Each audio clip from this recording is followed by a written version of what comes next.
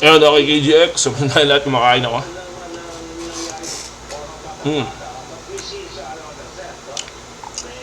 We'll see, no? 4 hours time frame. Kung ano ba yung mababasag.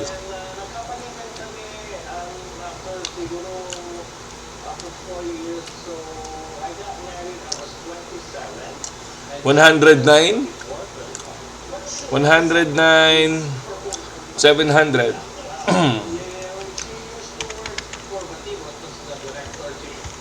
$109,700, and for this one siguro mga ano,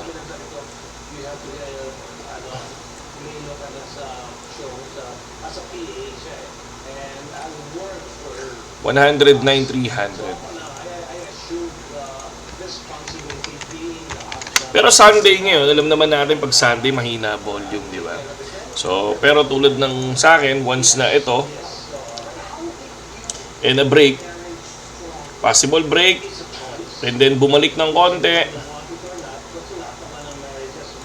no? Pasok ulit ako dyan. Dyan ako papasok. Okay?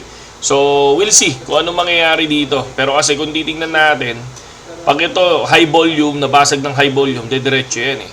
Pero pag ito, nabasag din ng high volume, dediretso din yan. Pero kung safe trade ang gagawin nyo, no, hintayin nyo ma-break. Tapos syempre, hintayin natin bumaba. Dalawa lang yan eh. Bumaba or mag-next candle. No? Kung titingnan natin, kung yung next candle is a bullish candle naman, possible, pwede naman lumipad yan. Diba? Pero kasi ang ginagawa ko, pag nag-entry na ako dito, pag nag-break yan, nag-entry na ako, tapos sabay nagka-cut loss na lang ako. Tapos, ang ginagawa ko na lang, diba? Kung titingnan natin, 20% profit, yun yung ginagawa natin, out kaagad. Yun yung lagi kong sinasabi. Yan yung for Bitcoin natin. 109,700 for this hour, no? And then 109,300 sa support natin. Resistance 109,700. Yan yung nakikita ko dyan. And then for Ethereum, nag-success tayo kay Ethereum. Okay?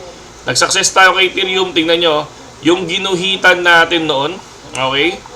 Kita nyo ha, yung ginuhitan natin noon inabot. Ayan o. Diyan nag-pump. Okay? So far, sinusundan niya ngayon yung ating line, no? Tingnan natin kung ano mangyayari dito. For Ethereum, kung sino man yung nakaabot nito, no?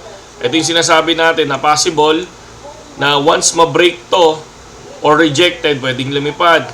Pero once ma-break yung line na to, pwedeng bumagsak. So, bumagsak nga. Once ma-break yung line na to, pwedeng bumagsak. Bumagsak nga ulit. Once ma-break yung line na to, pwedeng bumagsak. Ayun, bumagsak ulit. So far, sana wag naman nang i-break to, no? Kapag bin-break niya pa to, for me, aabutin na yan dito sa 3,500. Okay? Aabutin na yan sa 3,500. Doon lang ako nag-check ng support and resistance. Again, tingnan nyo ha, mga kapatid, yung sinasabi ko sa inyo 20% lagi. Okay? So, tingnan nyo to ha. Nung bumagsak dito, kung nag-entry ka ng long position, I think 20% o to 40% nakuha mo na. Pwede ka mag-out. And then, nung nalaglag, nung nag-bounce dito, I think 20%, pwede ka nang kumuha ng 20%. Pwede ka mag-out. Ganon din dito. Nung nalaglag dito, from 3,828 to 4,000, so ang laki na yan. Yan, isipin mo, nasa 150% yan o 110% kapag ikaw nag-trade ng future, di ba? Pasok na pasok. Yun yung importante para sa akin, yung support and resistance. So far, may nagtatanong din sa akin, binabash ako, bakit daw, hindi naman daw ako nananalo, nauubos ako. No. Ang ginagawa natin is nagwi-withdraw tayo, mga kapatid. Okay? Nagwi-withdraw tayo ng USDT. Okay? Pakita ko sa inyo. Maratis, para maging transparent lang tayo dito. Kasi ayoko yung tawag dito na tayo eh. Alam mo naman yung ibang mga OTA. Alam mo yung mga ibang OTA. So, ayan. Sa withdrawal. Para tayo sa withdrawal. Nagkano tayo talaga? Nag-withdraw tayo kaagad. Ayan, katulad yan, normal withdrawal. So, ito, September 23, 328 withdrawal. And then, kahapon is 200 USDT withdrawal. Di ba nasa 194 yan? And then yan. So, yun lang. Ganun lang ginagawa natin, mga kapatid, no? Hindi tayo nag-iipon muna ng USDT dito sa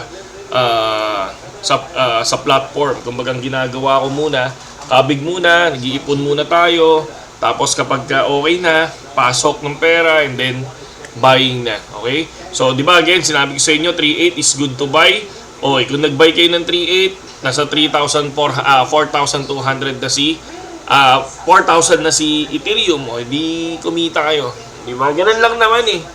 No? Ako kasi ang pinaniniwalaan ko yung sarili kong TA, sarili kong analysis. Kasi napakadami ko nang nakitang mga patterns. So sinunod-sunod ko pa yan. Kumbaga talagang totally inaral natin din yung mga iba't ibang pattern. Pero still for me, mas profitable ako sa support and resistance kahit nasa spot pa yan or future. Yun yung sinasabi ko lang para sa akin no? So, pero kasi, para maging profitable ka, syempre, umpisa talaga dapat yung risk management mo. Kapag cut loss na, di ba? Kasi ang nangyayari sa atin, mas sinuhold natin yung talo eh. Di ba? Kaysa yung profit ka na. Di ba mapapansin mo ang attitude ng mga bagong trader? Mga bago, lalo-lalo na yung hindi nangungumisyon, walang ganun, no? Kasi karaniwan sa nakikita nyo sa social media ngayon, nangungumisyon yan eh. Di ba? Yung mga influencer, no?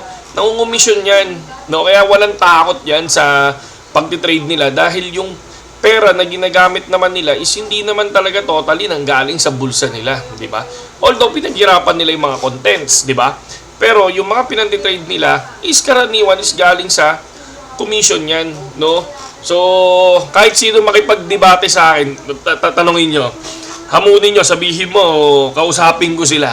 Okay? Kung sino yung mga kilala nyong content creator. Okay? Kung sino yung mga kilala nyong content creator na mga sinasabi nila, sarili nilang pera yung pinantitrade nila, kalokohan yun. Huwag kayo maniwala dun. Yun yung hindi iniidolo. Okay? So, for me, yes, meron ako nakukuha katitig. Kasi nga, ilan lang yung views ko? 200, 150. Minsan may pumapasok sa link natin. Minsan meron akong $5, $7. Pero ako, yun lang yung pinantitrade ko. Yung $7, $5, parang ganon. Di ba? Pero yung commission na sobrang laki, wala. Katiting. Napakakatiting ng commission natin, mga kapatid.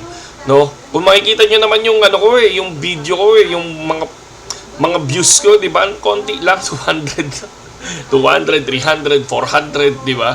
And then karaniwan ng mga Pilipino wala na, may platform na, di ba? So iba naka MEX, naka MEXI, di ba? So totally ang daming kumakausap sa akin ngayon mga MEXI, OKX. Pero wala, hindi natin pinapansin kasi ang asset ko nandito lang sa Bitget eh.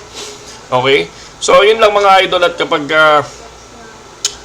by next week, I think Wednesday, magi-start na ako magtanggap dun sa Telegram. Pero ang ibabato muna natin sa Telegram, yung mga simple TA lang na galing din sa mga tropa, mga ganyan, no?